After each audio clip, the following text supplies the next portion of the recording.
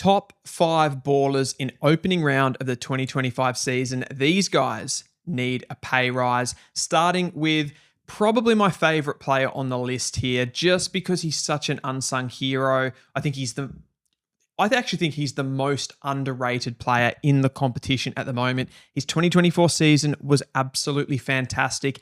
And at the weekend for the GWS Giants, he completely shut Nick Dacos down, which is as good as a performance by one of the best midfielders in the GWS lineup. Being able to do that, being able to take a piece like Nick Dacos out of the game for the opposition was absolutely outstanding. So you're mainly judging Toby Bedford on the fact that what he's doing to Dacos, but also what he did with the ball was actually quite incredible as well. If we have a look at Nick Dacos' numbers, Bedford applied 6 tackles to Dacos. He held him to 21 disposals, and more importantly, including only 8 kicks and 13 handballs. So Dacos just wasn't able to get the ball to boot and use that wand that he has to set up play inside forward 50.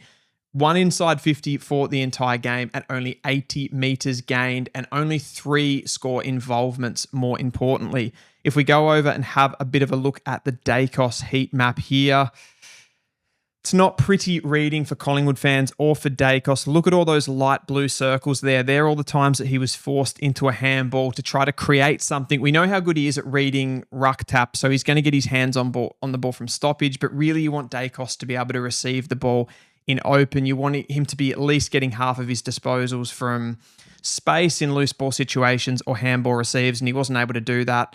As I said, just the 8 kicks, and there's no goals on that score sheet. There's really barely any score involvements and not even really any shots at goal as well. So even though he was predominantly winning the ball in the forward half, he wasn't really able to create much on the scoreboard for Collingwood. Ultimately, you look at what Toby Bedford did with the ball himself. He only had 14 disposals, which doesn't sound great on paper, but 9 of them turned into scores for the GWS Giants. He went at 79% disposal efficiency. So he was able to run off Dacos, to use his pace, use his step from center clearances and set up play for the Giants, get out of stoppage and actually work into the Giants' offensive play as well. And I think that's the underrated part of Toby Bedford's game. People see him as this sort of defensive midfielder, but he's got amazing agility. He's got amazing speed. So he can, on one hand, keep up with players like Dacos, but he can also use that to his own advantage in an offensive mold as well. And all in all, an incredible performance for Toby Bedford and one player that should be cherished for the GWS Giants. And he'll be one of the reasons why they're competing deep into September this year. We'll go through to number 4 now, which was really tricky. There were some massive performances up the top end here, but I have gone with James Sicily at number 4. He was everything to the Hawthorn, the game plan of winning the ball back off the opposition. The first 3 quarters, he was pretty much launched as playing behind the ball. Again, if I go to his heat map here, you can see there where he was winning the ball back. You can see players like Barras and Battle were playing a little bit deeper.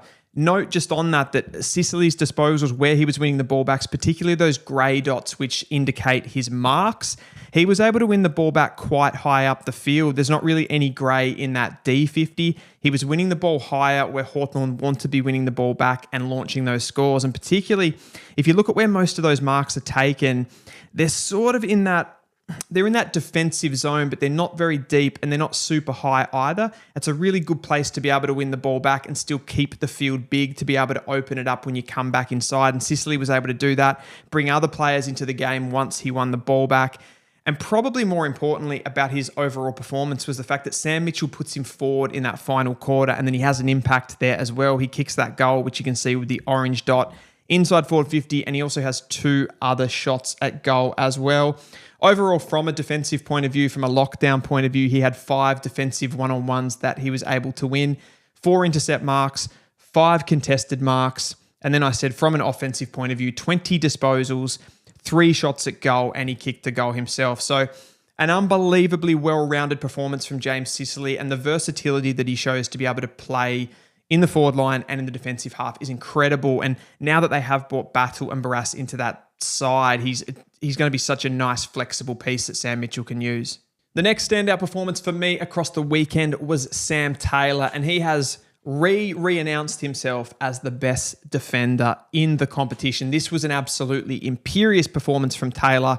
And I want to go straight to his heat map. He was everything to the Giants at winning the ball back off the opposition. Some of those opportunities that Collingwood had were actually really advantageous ones. Sam Taylor's not only able to win the defensive one-on-one, but he's also able to win the ball back from the opposition. He's marking the ball like a key position forward, but in the defensive half. He's going for crazy marks and pulling them off. Have a look at this heat map of where he was winning the ball back. A little bit different to Sicily, who I just brought up in the previous one, that the Giants win the ball back off the opposition a little bit deeper, and that's because they like to run the ball, like to run in that wave that people like to refer to as the orange tsunami. So winning the ball back far deeper, and you can see that with those grey dots, which is where he's winning the ball back, particularly in the air. He had a little bit more of an uncontested game in this one than he usually does. There was a little bit of chipping going on in the back line at different times. So his numbers were a little bit elevated, but it was what he did from a contested possession point of view, an intercept marking point of view, and an intercept possession point of view. He had 12 intercept possessions, 9 of which were intercept marks. He had some score launches, but more importantly, he lost 0% of defensive one-on-ones. That is absolutely crazy with the position that this guy plays, because he plays on the most damaging key position forward. I guess granted, you could say that Collingwood don't have an absolute beast for him to play on, so he can be a little bit more offensive like this, but this is still a terrific performance. And given the year that he had in 2024, what a way to re-announce himself as one of the premier defenders in the competition. Finn Callaghan is up at number 2, and what a just ridiculous performance this was from the young midfielder that had all of that publicity in pre-season about the contract situation, St Kilda throwing all that money, and then the Giants locking him down. What a way to announce himself for me as one of the best mids in the competition. Have a look at this heat map to start things off. That is an all-encompassing, well-rounded midfield performance there. He's getting the ball. What's interesting about this, and we'll kind of contrast number 1 and number 2 with this, but how Finn Callaghan is able to be so damaging on the outside and also so damaging on the inside. He sort of made that trajectory from playing on the wing last season, bringing that to his inside game, but then still being that weapon as an outside player, which is really important. I've ultimately gone with Finn Callaghan as number 2 here because of the well-roundedness of number 1's game, but we'll stay on track with Finn Callaghan here.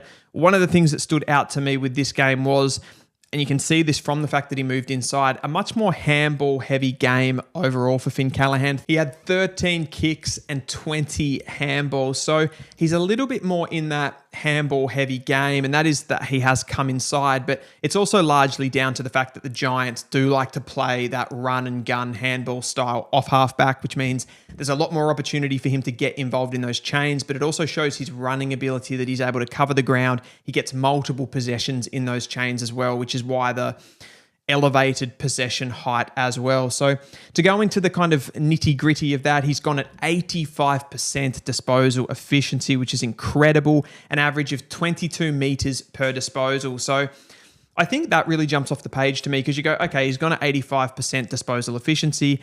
He's high handball here, so you're going to hit targets at a higher rate when you're going from handball. But then he's gone at 22 meters per disposal, which is well above average for a midfielder. That is absolutely crazy. And it means that he's being so direct and getting the ball forward.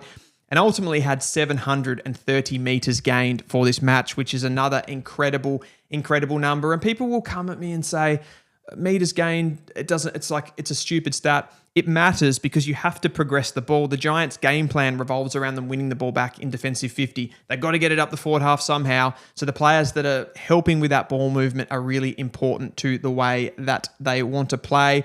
So a really interesting part of Callaghan's game to me was the contested possession breakdown part of his game. He just had the 9 contested possessions. So, and that, interestingly, they all came from stoppage. So his 9 contested all coming from stoppage, and then the other, 22 disposals from the uncontested source all came from outside the stoppage source. So what's interesting about that from a midfield perspective, that you would usually have more of a presence at the ground ball in the post-clearance phase of the game, which Callaghan didn't. And it probably signals, again, the way that the Giants want to play. They bring those high half forwards like Darcy Jones and even Bedford to some aspect, who's a midfielder, they're more swarming over that ground ball, and they use Callaghan as more of a transition threat. He can get his hands on stoppage and win a few hard balls because of his big size, but he's more getting to the outside, and that was a really on show in this game. And when you start to look into the stats, that's really, really apparent. But if you want to point to the real reason that Callaghan was a force in this game, it was his scoring profile. And that's the thing that I want to tap into with all of these players, particularly from the midfield forward of the ground. But the fact that he was able to get 12 score involvements in this game, in a big win for the Giants, it must be said, but he kicked 2 goals from the midfield. That is what the absolute top liners do. They get forward. They're either really high score involvement players, they're high meters game players, they're very direct players, and they're players that hit the scoreboard themselves. So this was a total performance from Finn Callaghan. And if he shows anything like this for the next 5 to 6 weeks, we're going to be talking about him in the top 10 players in the comp. Number 1 on the list is my boy, Will Day. I just thought this was an absolutely incredible performance. And this is the sort of performance that I look at from a statistical point of view and go, that is exactly what you want from a midfielder. 26 disposals. It's in that sweet spot. It's not too many. There's no junk. He hasn't accumulated the football. He's just got a nice 26, 17 kicks and 9 handballs. Again, really direct. He's not just getting the ball from source and creating for other players. He is doing that as well, as we'll get down as we crack into these stats. His clearance numbers are really good as well, but he's able to provide and he's able to get on the end of stuff as well, use his running ability, which is exceptional. And I think this list, when you look at it holistically, you've got 2 players at the top that I'm really valuing here. They are the future, the modern midfielder in the AFL. Finn Callaghan and Will Day, they're 190 centimetre plus guys. They're big bodies, they're tall, they've got reach, they've got athleticism, they've got goal-kicking prowess, and they've got the skill to go with it and the nous at stoppage as well. You go down to that phase of the game for Will Day, his stoppage work was absolutely fantastic in this game. 9 clearances, 2 from centre clearance and 7 from stoppage clearance, but it was sort of, again, it was the breakdown that I want to sort of focus on here with his statistics. He had 13 contested and 12 he received. Again, a perfect balance in that overall possession breakup of sort of winning your own ball, creating for others, and then, having the ball given to you and you doing the finishing. And you can tell that he absolutely did do the finishing. He kicked 3 goals. He nailed every opportunity that he was, offered up. He had 7 score involvements, 27% of his overall possessions turned into scores. So he was absolutely lethal. Again, talking about Will Day, he's got all of that smoothness and polish to him, but he's also got that physicality. There was that moment where I can't remember who he laid the tackle on. It might have been a Wicks or someone, when he pushed forward for a moment, and just the aggression that he showed to lay that tackle and the want to lay that tackle to get the free kick in front of goal and then put it away was just absolutely fantastic. Just to help you visualize all of that and sort of look at the positions on the field where Will Day was picking up the ball. Again, in contrast to Nick Dacos, who was Toby Bedford was a player playing on him, but I brought up Nick Dacos' profile before and showed the high handball game. Will Day, high kick game, high meters gained. He went at about 17.5 meters per disposal. So again, showing the direct nature with the way that he wants to play. It's pretty all-encompassing, similar to Finn Callaghan. He's winning the ball in all areas of the field, but more of them are certainly compacted into that front half of the ground. And that it somewhat shows the way that Hawthorn play compared to the way that GWS play. Again, a lot of their players had deeper statistical breakdown. They were winning the ball back deeper on the field. Will Days is a little bit higher. Most importantly in this build for me are those 3 orange dots in the forward half of the ground, which is where his goals came from. He also had marks in really, really nice positions on the field there. If you look at that sort of right forward pocket area, half flank area, he's able to take contested marks because of his size. And he's just turned into such a brilliant player. I think 2024 was capped a little bit for him because of injuries and that sort of thing. His 2023 was really the breakout year. This year, hopefully, will be that year that we can see Will Day solidify what he can do and sort of go to that next level and be talked about in the top echelon of midfielders in the competition.